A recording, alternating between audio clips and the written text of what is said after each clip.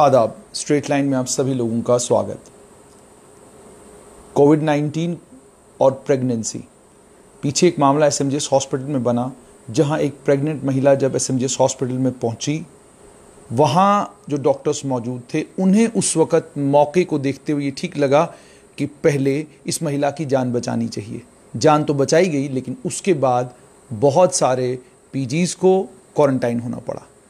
मामला बना अनंतनाग में, वहाँ पर 2 महिलाओं की मौत हुई और उसके अलावा एक प्रेग्नेंट महिला जो है बाद में जिसकी मृत्यु भी हुई, उसका पता चला कि वो कोविड पॉजिटिव है। तो कोविड-19 के इस दौर में क्या कुछ गायनेकोलॉजिस्टों को करना है, कौन से प्रिकॉशंस लेने हैं और कैसे डील करना है प्रेगनेंसी और उससे जुड़े हुए तमाम इश्यूज से, इन पर बात करने के लिए मेरे साथ आज हैं HOD gynaecology, government medical college, SMGS hospital, doctor Indu Kaul. साथ में मैं आपको ये भी बताऊं कि एम्स पटना की गवर्निंग बॉडी की मेंबर हैं और एम्स पटना के वो जो भी स्ट्रक्चर आज वहाँ पर खड़ा है उसमें इनका बहुत बड़ा रोल है। डॉक्टर साहब, बहुत बहुत स्वागत है आपका। Thank you. सबसे पहले कोविड के टाइम्स में जो कुछ सुनने को जम्मू कश्मीर से ही मिल रहा है कि एसएमजीएस हॉस्पिटल में एक पेशेंट आती है, वो महिला प्रेग्नेंट थी, बच्चियाँ थी वहाँ पर और उन्हें फ़ौरन ये लगा कि इसे फ़िलहाल इसकी जान बचाई जानी चाहिए। बाद में सिम्टम्स के ऊपर जब उन्होंने काम किया तो पता चला वो कोविड पॉजिटिव हैं, जिसके नतीजे में बहुत सारे डॉक्टर्स को क्वारंटाइन होना पड़ा। कई जगह पर प्रेग्नेंट लेडीज जब कॉलेज हॉस्पिटल पहुंच जाती हैं तो डॉक्टर्स कोविड के टेस्ट के चक्कर में डिले कर देते हैं, जो इल्ज़ामात लग रहे हैं और जिसके नतीजे में महिलाएं मर रही हैं। तो आपसे जानना चाहूँगा कि इंटरनेशनल लेवल पर गायनेकोलॉजिकल इश्यूज़, प्रेगनेंसी हो, बाकी मामलात का और कोविड को लेकर क्या कुछ नई रिसर्च आ रही है और क्या कुछ गाइडलाइंस हैं जो डॉक्टर्स को फॉलो करनी चाहिए? बहुत बड़ा क्वेश्चन है एक्चुअली जो आपने मुझे कोविड के रिलेटेड इन प्रेगनेंसी क्वेश्चन पूछा। इसके बहुत सारे पहलू है। एक pregnant lady itself is a big challenge at itself for the human race.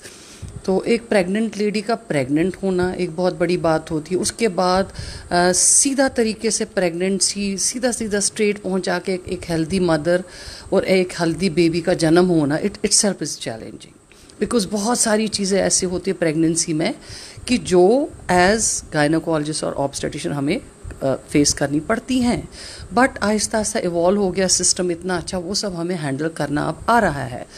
Despite all that we are all दिन ब दिन ऑल इम्प्रूवमेंट हो रही है। बट जो ये अभी एक सिचुएशन कोविड की आ गई है, ये ऐसी सिचुएशन आ गई है nobody knew about it. But thankfully we doctors knew about SARS, we knew about HIV, so ये उसी के साथ मिलते जुलते almost cousins है, but this is the most severest one this time we are facing. सो इसमें क्या हो गया, इसमें बड़े सारे ओपिनियंस आ गए। सबसे पहले ओपिनियन आ गया कि एक बहुत ख़तरनाक बीमारी है जिसका हमें कुछ पता नहीं है क्या है।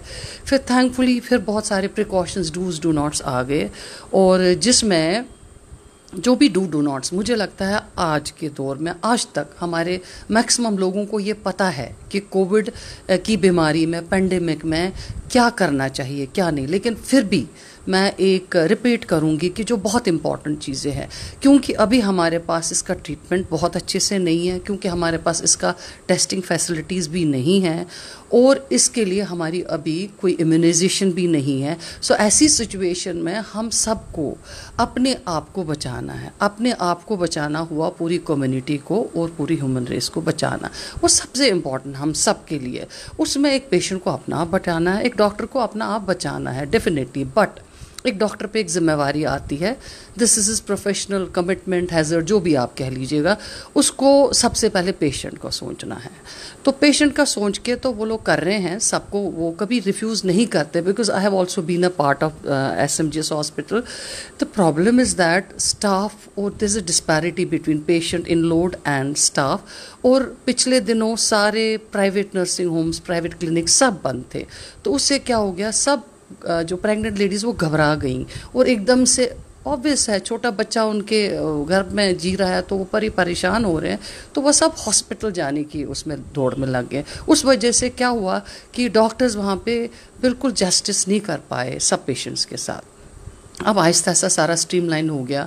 गवर्नमेंट ने बहुत अच्छे स्टेप्स लिए, कोविड हॉस्पिटल्स अलग बनाए, डॉक्टर्स आइडेंटिफाई किए, वो सब चीज़ हो रहा है, but still we are lacking behind in many things. कि सबसे इम्पॉर्टेंट है कि ये अभी लेटेस्ट जो हमारे पास इनपुट्स आ गए हैं कि प्रेगनेंसी है एक सिचुएशन, हमने इसको चलाना है, this is an emergency kind of thing, और जो जैसे पहले प्री कोविड जैसे प्रेगनेंसी चलती थी वैसे ही चलानी है, पेशेंट को भी और डॉक्टर को भी। बट सिर्फ डॉक्टर्स के लिए कुछ गाइडलाइंस आई है कि जैसे हम पहले ज़्यादा ऑफन पेशेंट को बुलाते थे, मे बी इम्यूनाइजेशन के लिए, मे बी कुछ और इन्वेस्टिगेशंस के लिए, लेकिन अब गाइडलाइंस आ गई कि जितना कम से कम बार आप पेशेंट को अपने क्लिनिक में बुलाएं उतना अच्छा है, that is least exposure. Then second is in the clinics doctors should, और in the hospitals they should maintain that social distancing. अब social distancing is a big issue for Indians specially, क्योंकि यहाँ number of patients is so much, तो hospitals की तो बात ही नहीं है, तो उसमें सबको, पेशेंट्स को, डॉक्टर्स को ये बहुत ज़रूरी है मेंटेन करना। उसके बाद मास्क पहनना, फ्रीक्वेंटली हाथ धोना, हाथों में सैनिटाइजेशन, ये सब चीज़ें करनी है। The most important is social distance. जितना सोशल डिस्टेंसेस हम रखें उतना हम सेफ रख सकते हैं अपने आप को। जैसे आपने सोशल डिस्टेंसिंग की बात की, एसएमजीएस हॉस्पिटल में एक महिला आती है, मान लीजिए इसी तरीके से कोई पेशेंट है, खांसी है, बुखार है, लेकिन दूसरी तरफ से लेबर पेन भी बहुत ज़्यादा है, तो एज अ गायनेकोलॉजिस्ट आप क्या एडवाइस करेंगी डॉक्टर्स को, और ख़ासकर जो पीजीज़ उस समय ऑन ड्यूटी होते हैं, सीनियर डॉक्टर्स को बाद में बुलाना पड़ता है, तो आप क्या एडवाइस करेंगी और क्या एक्सपेक्टेशंस आपकी गवर्नमेंट से हैं कि इन पीजीज़ को क्या क्या चीज़ें दी जानी चाहिए ताकि वो लेबर के साथ भी डील कर सकें और साथ में वो कोविड से भी बच सकें? बिल्कुल सही। एक्चुअली जो आप सिचुएशन बोल रही है मुझे पूरा पता है, मैं पूरा उसके साथ जुड़ी हुई थी, उस केस के साथ। वो केस जब आया नहीं पता था किसी को वो कोविड, और as a matter of routine कोई भी हॉस्पिटल किसी भी पेशेंट को ना नहीं कर सकता एडमिशन के लिए जब ज़रूरत है। तो जब उसको हैंडल किया उन्होंने, हैंडल तो सब लेबर रूम में सब पेशेंट्स के बीच में वो थी, और पेशेंट्स, हमारे डॉक्टर्स भी प्रिपेयर्ड नहीं थे, उनके पास पीपी किट्स नहीं थे, इतना अच्छे से मास्क नहीं मिल रहे, कुछ नहीं मिल रहा था उस टाइम। कुछ नहीं, मेरा मतलब ये नहीं है कि बेयर मिनिमम मिल रहा था, because they had their own problems, supply problems, funding, वो मैं समझ सकती हूँ गवर्नमेंट सिस्टम में क्या होता है। बट ऐसी सिचुएशन में जब उसको सेकेंड या थर्ड डे उसको सिम्टम आना शुरू हो गया, फिर उन्होंने एकदम से उसको टेस्ट किया तो पॉजिटिव निकली। बट उसके बाद रेट्रोस्पेक्टिवली उनको देखना पड़ा था कि किस किस डॉक्टर ने इसको टच किया। So there was huge number of doctors. So उसके बाद एक बात ये हमें समझने को आई कि एक तो हमारे जो स्टाफ है वो बड़ा वल्नरेबल है, जिसके लिए हमें as we are their employees, government is their employer, and then सबसे जो बेसिक नीड है, अगर वो काम कर रहे हैं तो उनको पहले अपनी सेफ्टी का देखना है। उसके लिए गवर्नमेंट को उनको पीपी किट्स देना है, और बहुत अच्छे से खुला। PP kit is not just एक दे दिया तो बस आपका काम हो गया, because it has to be a constant supply. Mask उनको देने हैं, और उसके बाद उनके ग्लव्स बहुत ज़्यादा, जैसे डबल ग्लव्स हम तो वैसे भी हम पहले पहनते थे, और आजकल बड़े अच्छे फेस शील्ड्स आए हुए हैं, जैसे हम प्राइवेट में कर रहे हैं यूज़ फेस शील्ड्स उनको। सो मेरा कहने का मतलब है कि गवर्नमेंट को उनको बहुत अच्छे से वो सप्लाई करना चाहिए, एक to keep their doctors safe. उसमें फंडिंग की मुझे पता बड़ी बार प्रॉब्लम आती है, because of government medical college में जो फंडिंग है उसमें डिपार्टमेंट में क्या मिलेगा, डिपार्टमेंट में से फिर इस पे क्या वो एयरमार्क करेंगे। But I have a request कि हमारे पास चाइल्ड एंड मदर जो हमारे मैटर्निटी में है, और चाइल्ड केयर के लिए हमारा एनएचएम बहुत अच्छा रोल प्ले करता। अभी तक भी उन्होंने बहुत बार बेल आउट किया हम ये सब सिचुएशंस, HIV में, बाकी चीज़ों में। So they can come forward this time, because this is also very important. इसमें मदर का और डॉक्टर का भी हेल्थ केयर बहुत ज़रूरी है। सो फंडिंग वगैरह थोड़ा सा बहुत उनको देनी पड़ेगी उनके लिए, that's one. And then second is to identify separate place for such patients. अब ये मान के चलना है, what is very important for doctors and patients, जो भी पेशेंट आपके साथ पास आ रहा है उसको ये मान के चलिए कि वो कोविड पॉजिटिव है। आपको उसको विदाउट उसको हैरस किए बिना, विदाउट उसको ये बताने के बिना कि हम आपको ऐसे, उसी हिसाब से आप इसको पूरी हिस्ट्री पूछिए, उसकी डिस्टेंसेस रखिए, एक बार एसरटेन करिए उसका स्टेटस क्या है, कंटैक्ट हिस्ट्री क्या है, लास्ट 14 दिन में क्या वो कहीं किसी से मिली, कोई पॉजिटिव तो नहीं, तो उसका डोज पड़े, ये सब चीज़ें, टेम्परेचर, खांसी, ये सब चीज़ें आप पूछेंगे। उसके बाद उनको कैटेगराइज करके आप जनरल कैटेगरी में डाल सकते हैं। लेकिन जिसमें ज़रा सा भी डाउट आपको हो, उनके लिए आपको एक सेपरेट यूनिट करना पड़ेगा। और मुझे लग रहा है पिछले 5-6 दिनों से SMGS में वो कोशिश कर रहे थे वो करने के, सेपरेट एरिया करने के लिए। उसमें फिर डॉक्टर भी अलग रखने पड़ेंगे who are only air mark for this. मतलब ये है कि जो भी हाई रिस्क है उनको आप करें एड्रेस, और उसके बाद टेस्ट भी भेजें, और उसके बाद फिर आपको स्टेटस पता चलेगा। डॉक्टर साहब, जैसे आपने कोविड-19 को लेकर कहा टेस्ट, इसमें एक सवाल ये है कि जिस समय एक महिला आती है, अगर वो लेबर पेन में है, तो एक तो आपसे समझना चाहूँगा कि आपके पास समय कितना होता है, और क्या ये सही नहीं है कि जो ही आपके पास पेशेंट आए, पहला काम आप ये करें कि आप उसका सैंपल ले लें और उसको कोविड टेस्ट के लिए भेज दें, ताकि उसके बाद मैंडेटरी जितने भी आपको प्रोटोकॉल्स हैं वो आप फॉलो कर सकें? या टाइम नहीं होता आपके पास, आपके पास तमाम संसाधन है, उनका इस्तेमाल करें और पहले लेबर का ख्याल रखें और उसके बाद बाकी चीज़ें करें? क्या चीज़ पॉसिबल है? यह आपने बहुत ही अच्छा क्वेश्चन पूछा, क्योंकि इसमें बहुत कन्फ्यूजन है। ये जो टेस्ट की बात आप कर रहे हैं, टेस्ट के अपनी प्रॉब्लम्स है। इस टाइम जो हमारे पास रैपिड टेस्ट है, इसकी बहुत ज़्यादा ऑथेंटिसिटी भी नहीं है। जो हमारे एक्चुअलाइजा एंड अदर टेस्ट जो हम नेजोफेरिंग्स वो स्वैप्स लेते हैं, वो अलग, उसकी अभी तक बहुत कम जगहों की उसकी अभी शुरुआत हो गई वैसे टेस्ट, क्योंकि उसके लिए इक्विपमेंट आपको चाहिए, सप्लाई चेन इस टाइम बंद है। सो अपनी प्रॉब्लम्स है, चाहते हो भी आप ये सब नहीं कर सकते हो। बट थैंकफुली जो हमारे पास ये रैपिड टेस्ट आ गए हैं, इससे कुछ to some extent we get relieved कि हाँ हमारे पास एक टेस्ट है। बट एक गाइडलाइन हमारे पास जो आई है ऑब्स्टेटिक्स पेशेंट के लिए, कि अब आप एंटीनेटली उनको देख रहे हैं, एट 36 वीक्स आप पेशेंट का एक टेस्ट ज़रूर करिए before she enters into labour और इमरजेंसी और क्राइसिस। इस आज की डेट में ये हमारे को गाइडलाइंस आई हैं। एट 36 वीक्स आप उसको एक कोविड टेस्ट कर लीजिए, आपको उसका स्टेटस पता चल जाएगा। अब कोविड टेस्ट कैसे करें, ये कोई आसान बात नहीं है। Only there are few laboratories that have been identified. वो फिर उसको करना पड़ेगा हमें, वो तो टेस्ट थोड़ा अभी महंगा भी है, तो वो सब अब जो लोग अफोर्ड कर सकते हैं वो खुद कर सकते हैं, क्योंकि अपनी जान से इम्पोर्टेंट कुछ और है नहीं है। और जो नहीं अफोर्ड कर सकते, I think government will have to bail them out for that. वो तो हो गया एंटीनेटल में जब आप, लेकिन जब लेबर में आते हैं, अभी तक ऐसा कोई भी गाइडलाइन आया कि हर पेशेंट को आप टेस्ट करें, क्योंकि एक तो इसकी बहुत ज़्यादा जो फॉल्स नेगेटिव रेट या पॉजिटिविटी आती है, वो more panic, it will create more panic than helping us. उसमें situation the best is, it is not true of कोविड-19 ओनली। कई बार हमारे पास सीवियर 2 ग्राम 3 ग्राम हीमोग्लोबिन करके पेशेंट आती थी, that's itself that can also kill a patient, that is a crisis. So उस टाइम हम उनको नहीं बोलते हैं कि पहले 4 बोतलें खून लगाओ फिर हम आपका ऑपरेशन करेंगे, delivery. No, we have to address delivery that time. उसके साथ फेज 2 में साथ साथ हमने इसकी तैयारी करनी है, so that we build her up.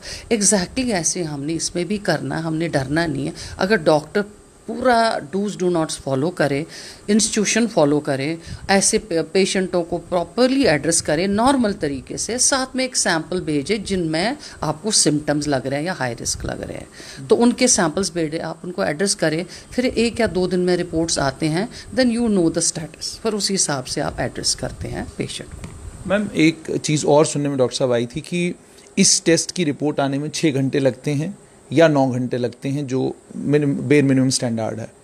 आपसे ही समझना चाहूँगा कि आपको नहीं लगता कि गायनी का ध्यान रखते हुए, लेबर का ध्यान रखते हुए और बाकी जो सिजेरियन ऑपरेशन हैं या बाकी इन तमाम चीज़ों को ध्यान में रखते हुए सरकार को कम से कम एक लैब, आपको नहीं लगता कि फुल्ली डेडिकेटेड रखनी चाहिए गायनी के लिए, जिसमें कम से कम जो ही आपका पेशेंट आता हो तो विदिन 6 आवर्स जो है उसका टेस्ट हो जाए, आपको पता चले पॉजिटिव है या नेगेटिव है, लेबर के बाद भी, लेबर से पहले भी आपको पता चल सकता है? क्या आपको नहीं लगता कि ये कुछ करने की ज़रूरत है कि छोटी सी ही लैब सही, लेकिन गायनी के लिए अलग लैब होना बहुत ज़्यादा ज़रूरी है?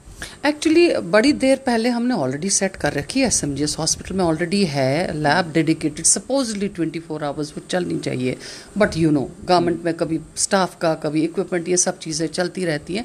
There is already a lab dedicated there for other things also. But Covid के लिए आसान नहीं है। आप देख लीजिएगा इतने सिस्टम में हमारे यहाँ जम्मू में 1 या 2 लैब्स जो उसके लिए डेडिकेट की गई है. It is not very easy, I understand, being a part of the administration, I understand, but what is important is to understand nothing will change अगर हम टेस्ट करें या ना करें उसी टाइम, बिकॉज हमने उसको एड्रेस करना. अगर वो पॉजिटिव हम उसको अगर वो के पेशेंट लेबर में आती है, उसकी हो सकता है 6-8 घंटे में डिलीवरी हो जाए. हम उसको वेट नहीं करवा सकते हैं कि हम आपका रिपोर्ट देखेंगे उसके बाद हम आपको देखेंगे. Nothing will change. For as a doctor हमने वो पॉजिटिव है या नेगेटिव, हमने उसको एड्रेस करना ही करना है. जो चीज़ें हमने उसके लिए डिलीवरी करनी है, सिजेरियन करना है, वेट करवाना है या इंड्यूस करना, वो हमने करना है. But what will change is कि जब आपने टेस्ट लिया है, after she is address, we come to know the standard of the patient. वो नेग्लेक्टेड अननोटिस नहीं चली जाएगी. We address her and then her contacts and doctors who are in contact. एक और चीज़ गवर्नमेंट की तरफ से एक डायरेक्शन आई, उन्होंने ये कहा कि जितने भी प्राइवेट क्लिनिक्स हैं वहाँ पर कहा कि कोई भी प्रोसीजर करने से पहले कोविड का आप सैंपल ले लें और कोविड टेस्ट की जब रिपोर्ट आती है उसके बाद आप प्रोसीजर करेंगे. क्या गायनेकोलॉजिस्टों के लिए ये पॉसिबल है? क्या लेबर के लिए ये पॉसिबल है कि आप रिपोर्ट का वेट करें, प्रोसीजर तब करें?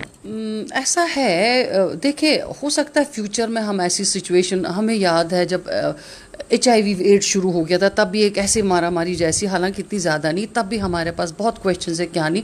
अल्टीमेटली हमारा एंटीनेटल प्रोफाइल में ही आ गया कि या इवन सर्जरी से पहले ये टेस्ट हम करते हैं, ये करते ही करते. हो सकता है फ्यूचर में हो, but at present it's not possible, because हर पेशेंट का टेस्ट नहीं हो सकता. Availability of kits is very very tough. जब आपके पास 100 बीमार और एक अनार हो, तो उसमें आपको एक एक दाना निकाल के सोच समझ के आपको देना पड़ेगा. सो उधर प्रायोरिटी फिर आती है उनमें कि जो थोड़े से भी जिनकी हिस्ट्री है या उनके सिम्टम है उनमें आती है rather. So that is why I am saying initially आपको कैटेगराइज अभी करना पड़ेगा कि आपको जो हिस्ट्री से और दिखने से आपको ठीक लग रहे हैं वो अलग करें, और जरा भी जिनमें आपको ज़रा सा भी पॉसिबिलिटी उनको अलग करें.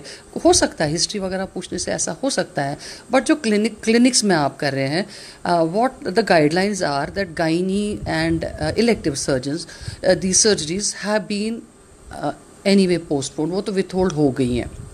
मेरे ख्याल से कोई भी गायनोकोलॉजिस्ट जो मुझे लगता है कि नहीं करता है इस टाइम, वो कोल्ड सर्जरीज कम से कम मैंने बंद कर रखी है. जो पीपल आई नो उन्होंने सब ने करी हुई, we just attending only emergencies this time. तो emergency then we know how to handle, वो तो हम नेचुरली करेंगे. We are taking all the precautions. Yes, laparoscopy I am a laparoscopic surgeon, I know. Laparoscopy को भी withhold थोड़ी देर के लिए करा गया, क्योंकि उसमें जो वो फ्यूम्स निकलते उसमें कहते वो ज़्यादा फैला सकता है Covid. So for the time being ये सब अभी थोड़ी देर के लिए हमने विदहोल्ड कर रखा है. जैसे आपने विदहोल्ड करने की बात की, क्या आपको ये नहीं लगता कि जितनी भी सर्जरीज विदहोल्ड की गई हैं, बहुत सारे पेशेंट ऐसे हो सकते हैं जो क्रिटिकल स्टेट में आपके पास आएँ, और अगर उनकी टाइमली सर्जरी हो गई होती तो शायद वो क्रिटिकल स्टेज में नहीं पहुंचते? तो क्या ये एक पॉसिबिलिटी है? और अगर ये एक पॉसिबिलिटी है तो हम क्या कहेंगे, 1% पॉसिबिलिटी है, 2% है, या 30-40% पॉसिबिलिटी है कि लोग अलग अलग बीमारियों से मर रहे हैं प्राइमरीली बिकॉज क्लिनिक्स बंद हैं और वो सर्जरी जो टाइमली होनी चाहिए थी वो अब नहीं हो रही? एक्चुअली ऐसा है, doctors they have to use their brain for that. Gynae ऐसा मतलब नहीं कि हम सारा बंद करें. Suppose have a malignant patient जिसका स्टेज 1 है, जिसका मैंने सर्जरी करनी, I will definitely do because that is an emergency. So we are dividing, चाहे वो प्रेग्नेंट हो या नॉर्मल लेडी हो, वैसी कोई हो, या किसी के ऐसी एंडोमेट्रियल कार्सिनोमा हो, ऐसी चीज़ हो कि जो हमें लग रहा है कि जिसकी विच इज़ लाइफ थ्रेटनिंग, जिसमें वो वेट नहीं कर सकती है, उसको तो करना ही करना हमने. So we have to treat her as emergency patient. लेकिन अगर कोई पेशेंट है, सपोज वो under observation, she has a fibroid और something, not bleeding too much, not a very good big fibroid, who is under observation, जिसको एक time पे शायद सोचा था कि हो सकता कुछ देर के बाद हमें सर्जरी करनी पड़ेगी, वैसे कुछ पेशेंट्स थोड़ी देर के लिए, महीना 2 महीना वैसे पोस्टपोन हो सकते हैं, लेकिन इससे ज़्यादा नहीं. इससे ज़्यादा नहीं. See that's very clear, every doctor knows that. ये पता है कि कितनी इमरजेंसी. अब कोई पेशेंट इतना ब्लीड कर रही है कि उसकी हिस्टेक्टमी करनी पड़ेगी because we have to save her, तो देना ही पड़ेगा, उसको तो करना पड़ेगा. So those are all emergency. But जो हमने इलेक्टिव मीन्स पूरा सोच समझ के, जिसका हमें पता है कि बड़ी देर से बाकी चीज़ें हमने करी, इफेक्ट नहीं, अब इसको सर्जरी करनी है. सो ऐसे सिचुएशन में अगर कोई पेशेंट 4 साल 5 साल से कोई बीमारी से जूझ रही है, और 2 महीने 3 महीने हम उसको थोड़ा सा छोड़ सकते हैं. That's it. डॉक्टर साहब, रिसर्च क्या कह रही है कि अगर एक प्रेग्नेंट मदर है, वो कोविड पॉजिटिव है, व्हाट इज़ द प्रोबेबिलिटी कि जो बच्चा पैदा हुआ है वो भी कोविड पॉजिटिव होगा, क्या प्रोबेबिलिटी है? ऐसा है, ये क्वेश्चंस हमारे पिछले 2-3 महीने से हमारे बहुत सारी कॉन्फ्रेंसेस वेबिनार्स होते रहे हैं। इसमें महीना पहले कुछ और आया था, 2 महीने पहले कुछ। अब लेटेस्ट जो हमारे पास रिपोर्ट आई है, the latest is which is thankfully कि जो कोविड है वो बच्चे को, which is called the vertical transmission, means from mother to baby नहीं देखा गया था। ये सारे रिसर्च चाइना में हो गए, जहाँ जहाँ पे कोविड जैसे हो गया, चाइना में हो गया, स्पेन में हो गया, इटली में हो गया, ये सब जो इवन यूएस से आया है, ये सब वहाँ से रिपोर्ट्स आई हैं। उन्होंने देखा है कि बेबी टू मदर ट्रांसमिशन नहीं होता है। Second good news is breast में नहीं होता है secreted, and third news is the male sperm, it doesn't get affected. But bad news is we are not very sure about the early pregnancy or infertility pregnancy. We are not very sure about it कि उसमें अंडे पे कितना असर पड़ेगा. लेकिन अभी lately, अभी पिछले हफ्ते 10 दिन से ये रिपोर्ट्स आ रही हैं कि शायद उसमें भी कोई, क्योंकि महीना पहले कहते थे नो विदआउट एवरीथिंग, शायद बच्चे पे असर हो सकता है अर्ली प्रेगनेंसी में. लेकिन जो लेट प्रेगनेंसीज होंगी और जो नेचुरल प्रेगनेंसीज, उसमें देखा गया अभी तक कोई भी रिपोर्ट नहीं आई है इंडिविजुअली किसी मदर का बेबी को लगा है. एक आध रिपोर्ट हो गई है, एक इटली से आया था, एक स्पेन से आया है कि उनके बेबीज़ को निकला पॉजिटिव, बट उनको लगता है कि बाहर से ही कुछ कंटामिनेशन हो गया जिसकी वजह से हो गया.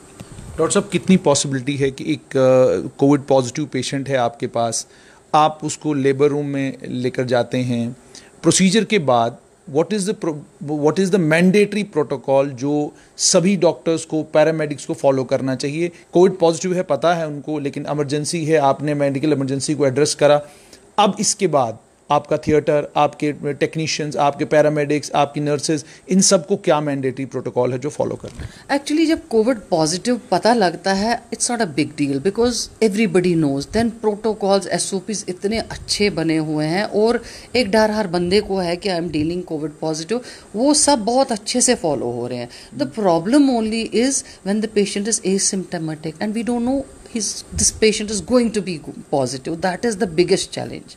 So उस चक्कर में कई बार हम अपने आप को, क्योंकि इसको कोई सिम्टम नहीं है, क्योंकि इसको कोई प्रॉब्लम नहीं है, हम अपने आप वो डिस्टेंसिंग, वो सारा मास्क वगैरह एज डॉक्टर हम नहीं कर रहे हैं, या पेशेंट को ऐसे किसी के साथ भी चलो 2-4 पेशेंट इकट्ठे वो सब कर रहे हैं, तो वो प्रॉब्लम है. तभी मैंने पहले ही कहा था the most important is social distances. अगर बाई चांस एक 4 पेशेंट है, उसमें से एक पोटेंशियल, हमें नहीं पता ना उसको अभी कोई हिस्ट्री है ना उसका कोई सिम्टम है, हो सकता है 5 दिन के बाद वो पॉजिटिव निकल आए. सो अगर हम शुरू से ही 4 पेशेंट को अलग अलग न करें तो अगले 3 तो बच जाएंगे ना उससे. सो वो शुरू से ही हमें वो प्रिकॉशंस लेनी पड़ेगी. डॉक्टर्स को लेकर आपसे जानना चाहूँगा कि जो ही पता चलता है ये कोविड पॉजिटिव लेडी है, प्रेग्नेंट है, कश्मीर में ये मामला बना, तो उस पेशेंट के सिम्टम्स देखकर ही उनको लगा शायद ये कोविड पॉजिटिव है, तो किसी ने हाथ ही नहीं लगाया उस लेडी को, और नतीजा ये निकला कि उसकी मौत हुई.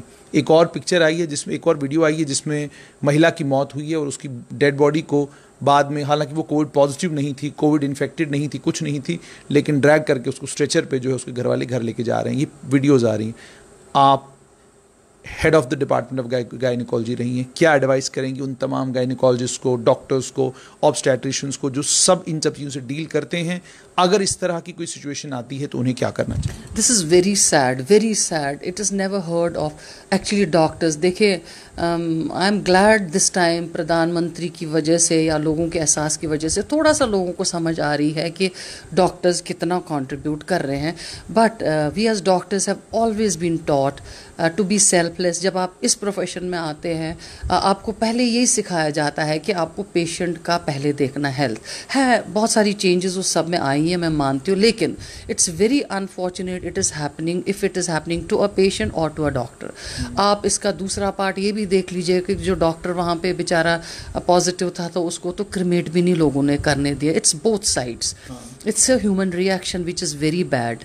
क्योंकि चाहे वो डॉक्टर हो या डॉक्टर कितने जिन लोगों के किरायों पे रहते थे घरों में, उनको घर नहीं आने दिया, अब 15 दिन की ड्यूटी पैरामेडिक्स को. So this is a human, basically humanity इसमें आनी चाहिए, और उससे ज़्यादा डॉक्टर का अपना जो उसका फ़र्ज़ आना चाहिए. अब डॉक्टर के लिए क्या तरीका था, अगर उसको पता चल गया, मुझे ये समझ नहीं आ रही उसको क्यों डर गई, क्योंकि अगर उसके पास शायद वो इक्विप नहीं थी, मुझे नहीं पता under what circumstances she did it, या वो डर गई.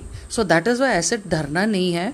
आपको पीपीई किट पूरा पहनना है, फेस मास्क रखना है, डबल मास्क रखना है, ग्लव्स डबल पहनना है. उसके बाद आपको पेशेंट को हैंडल करना जैसे आपको किसी भी पेशेंट को. Yes, you have to be careful. जो उसका सामान आगे पीछे जो टच हो गया वो सारा आपको अलग रखना है, उसको किसी पेशेंट के साथ नहीं रखना है. और एक डेडिकेटेड एक पैरामेडिक एक डॉक्टर उसके साथ रहेगा. उसके बाद जब वो डील हो गई, चाहे वो रेफ़र करनी थी, प्रॉपरली उसको एम्बुलेंस में डाल के जहाँ भी बैठ जाए, और अगले डॉक्टर को फ़ोन करना चाहिए था कि देखो जी हम इसको भेज रहे थे. और वो मरती क्यों जब तक, इसका मतलब कोविड से उस टाइम तो कोई मरता नहीं है. दैट मीन्स कुछ मिस हो गया है कि जिसकी वजह से वो मर गई. वो एड्रेस करना चाहिए था, उनको ऑक्सीजन रखना चाहिए था, एम्बुलेंस में शिफ्ट करना चाहिए था, और जो डेडिकेटेड जगह है वहाँ पे. ऐसा नहीं कि चलो जाओ भागो तो मेरे सिर से, no, that's not a good attitude. बिल्कुल. आखिर में अब आपसे ये जानना चाहूँगा कि मेंसेस को लेकर, मेंस्ट्रुअल हाइजीन को लेकर जो बच्चियां हैं, महिलाएं हैं, प्रॉब्लम्स फेस कर रही हैं, क्या कोई रिसर्च ऐसा आया है? बहुत सारे लोग व्हाट्सएप के ऊपर भी दे रहे हैं जी, कोविड पॉजिटिव अगर वो हो जाती हैं और कोविड का अगर उनको इन्फेक्शन होता है तो इसका बहुत बुरा असर जो है उनकी मेंस्ट्रुअल साइकिल पर, अगर ऑलरेडी उनका मेंस्ट्रुअल साइकिल डिरेंज्ड है या ऑलरेडी अगर उनको मेंसेस की प्रॉब्लम है, क्या कोई ऐसा रिसर्च आया है कि इसका कोई मेंसेस के ऊपर असर पड़ता है, उसके लिए कोई ख़ास मेडिसिन है? ऐसा कोई रिसर्च तो नहीं है. ऐसा है, मेंसेस पे असर होना तो बहुत दूर की बात है. If a girl gets infected by, number 1 her age is in a favour. Number 2, अगर वो कोप अप कर पाई वहाँ से, वो उस चेस्ट प्रॉब्लम्स उन सब से निकल पाई, now she is immune, she is already immunised. उसको तो कोई प्रॉब्लम ही नहीं है, ना आगे पीछे किसी को उसकी वजह से problem, unless she is a carrier. So वो स्टेटस बड़ी देर से पता चलता है, और जो भी स्टेटस हो, मेंस्ट्रुएशन पे कोई भी असर उसको पड़ने वाला नहीं. जो उसका नॉर्मल बॉडी फिजियोलॉजी है, nothing is going to change. बहुत बहुत शुक्रिया. तो ये थी डॉक्टर इंदु कौल खुड्डा. आपने साफ तौर पे सारी बातें इनसे सुन ली. डॉक्टर्स से इन्होंने एक ही गुजारिश की कि अगर आपके पास पेशेंट आता है तो पेशेंट केयर का आपको ध्यान रखना है, मगर तमाम प्रिकॉशंस लेने हैं. डबल मास्क पहनना है, पीपी किट पहननी है, फेस मास्क आया हुआ है वो पहनना है, इन तमाम चीज़ों का ख्याल रखना है. लेकिन जो दैन्य दृश्य गवर्नमेंट मेडिकल कॉलेज अनंतनाग से या जो कुछ वीडियोज़ और कुछ जगहों से देखने को मिली, वो दुखद हैं. डॉक्टर्स को आप आम दिनों में ये कहते हैं कि डॉक्टर खुदा के बाद अगर ज़मीन पर कोई है जो आपकी जान बचाता है तो वो डॉक्टर है. अगर हम पैरामेडिक्स से, डॉक्टर्स से, नर्सेस से, जो सुबह से लेकर शाम तक कोविड पेशेंट्स के साथ डील करते हैं, अगर ये रवैया हमारा उनके साथ रहेगा तो फिर यकीन जानिए मैं और आप इंसान नहीं हैं, जानवर भी हम अपने आप को नहीं कह सकते, क्योंकि वो भी इन मामलों में हमसे बेहतर हैं. अगर आपने देखा होगा कहीं कोई जानवर मर जाए तो बाकी जानवर किस तरीके से अफसोस करते हैं, वो तस्वीर अगर आप देखेंगे तो आपको खुद समझ आएगा कि फिर हम जानवरों में भी शामिल नहीं हो सकते. दूसरा, इन्होंने ये बात भी साफ कर दी कि कोविड और मेंस्ट्रुअल हाइजीन का कोई लेना देना नहीं. तीसरा, कोविड पॉजिटिव अगर पेशेंट आता है तो क्या कुछ प्रोटोकॉल्स को फॉलो करना है. और आखिरी बात ये कि जान है तो जहान है, लेकिन उससे ज़्यादा इम्पॉर्टेंट ये है कि डॉक्टर्स अपनी ड्यूटी समझें, आम लोग अपनी ड्यूटी समझें. हम अपना अपना काम अगर ढंग से करेंगे, यकीन जानिए इस कोविड से हम बासानी लड़ सकते हैं, और लड़कर जीत भी हमारी ही होगी. तो दीजिए इजाज़त, फिर हाजिर होंगे ऐसे ही कुछ और सवाल लेकर और ऐसी ही किसी और शख्सियत के साथ. आदाब.